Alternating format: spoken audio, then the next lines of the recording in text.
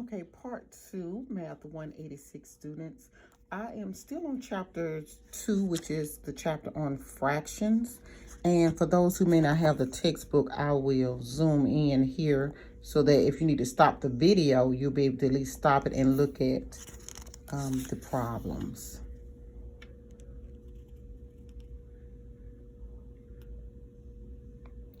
And I made a note for a mistake that I saw in the back of the book. So that's why number 31 should have had 15 over 24. I was looking in the other textbook, the blue book, if you have the 9th edition.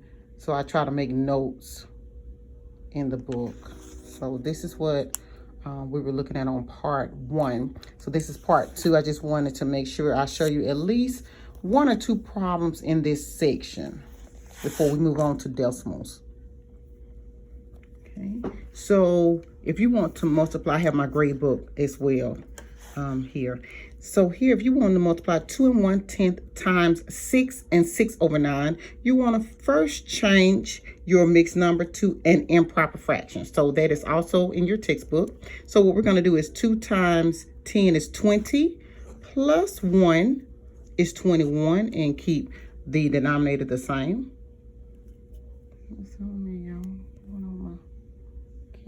All right, we're zoomed in now. 6 times 9 is 54. 54 plus 6 is 60. Okay, my little multiplication dot.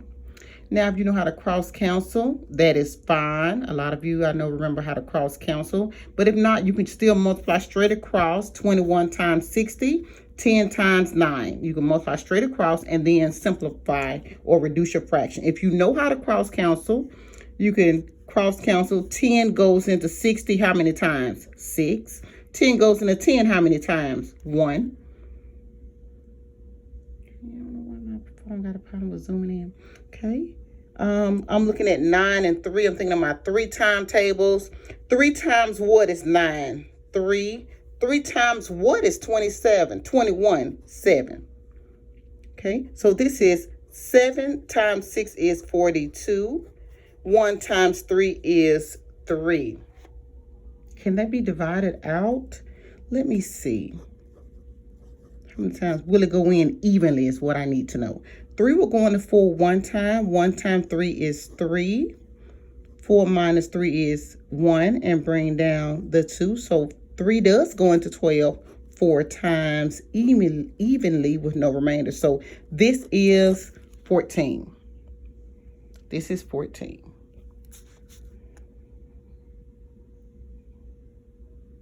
Okay. Number 29. It has 3/5 divided by 7 over 20. All right. So this is, now notice that this is when you multiply. Of course, we just kind of changed our mixed number to improper and multiplied and then added. But when you're doing division, I don't know if you remember keep, change, flip. So we're going to keep the fraction. We're going to change division to multiplication because it's easier to multiply than it is to divide. And we're going to flip, or what they call in the book, reciprocal. The reciprocal means to flip over the 7 over 20 to 20 over 7. If you can cross multiply, fine. If not, go straight across. 3 times 20 is 60. 5 times 7 is 35. But I still need you to make sure you reduce your fraction or simplify. But if you can cross cancel, 5 will go into 5 one time. 5 goes into 20 4 times. Okay. 3 times 4 is 12. 1 times 7 is 7. Well, we know this is going to be this won't go in evenly because 7 times nothing is going to give you 12 exactly. So 7 will go into 12 one time. 1 times 7 is 7. The remainder is 5. So 1 and 5 over 7 if they ask you for a mixed number, or if they left it in the back of the book 12 over 7, that's fine. Okay, 12 over 7. But if they do have 1 and 5 over 7, you will know that they simplified it, just divided it out. And then let me give you one more. I always like to give many examples. So this is division. Keep, change, flip when you see division. So here, well, this doesn't look like a fraction. So anything that doesn't look like a fraction, just put it over 1. So I'm going to keep change to multiplication, and flip. Keep, change, flip. So here, when I say flip, I mean the reciprocal. Flip it over. So 160 over 32. I have did the reciprocal of my fraction. Now, if you know how to cross cancel, that's fine. But if not, go straight across. 16 times 160 in your calculator. 1 times 32 in your calculator. Here we can cross cancel because I know that 16 will go into 16 one time and 16 will go into 32 two times because 16 times 2 is 32. Okay, so 1 times 160 is 160. 1 times 2 is 2.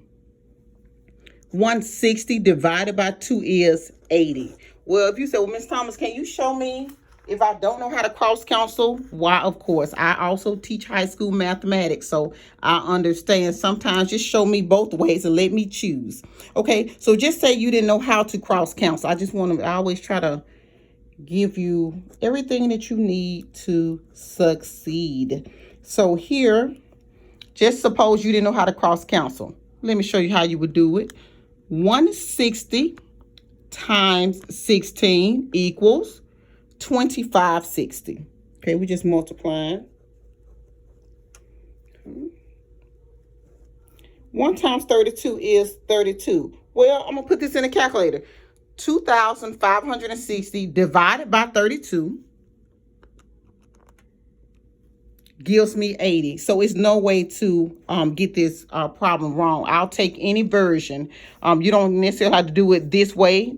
But even if you don't understand how to cross cancel, it will still get you the same exact answer. So whatever way is comfortable for you is comfortable for me. And I will be starting your decimals section in a few minutes.